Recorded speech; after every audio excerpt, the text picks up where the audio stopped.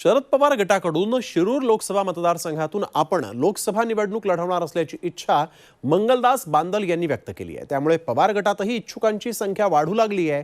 तर सुप्रिया सुळे यांनी मात्र बांदल कोण आहेत असं म्हणत त्यांना सुनावलेलं आहे। नेमकं काय घडलं पाहूया। मी लोकसभेची निवडणूक लढवणारच आहे। कोणी बोलवलं नाही बोलवलं याच्यापेक्षा मी निवडणूक लढवणारच आहे लोकसभेची। हा संधी दिली तर त्याला काय अडचणच नाही, पण जे काय संधी दिली। मंगलदास बांदल इथे आले होते, त्यांनी मंगलदास बांदल इथे आले होते कुणाला भेटायला?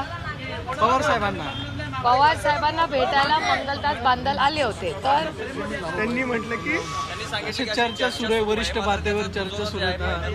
आमचे राष्ट्रीय नेते मंगलदास बांदलांवर पक्षामध्ये कशाची जबाबदारी आहे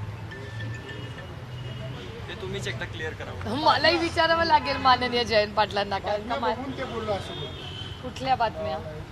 विलिनीकरण होणार मला कुठला राष्ट्रवादी म्हणजे आता 2 आहेत ना? खरंच? अच्छा, मला काही यातली माहिती नाही।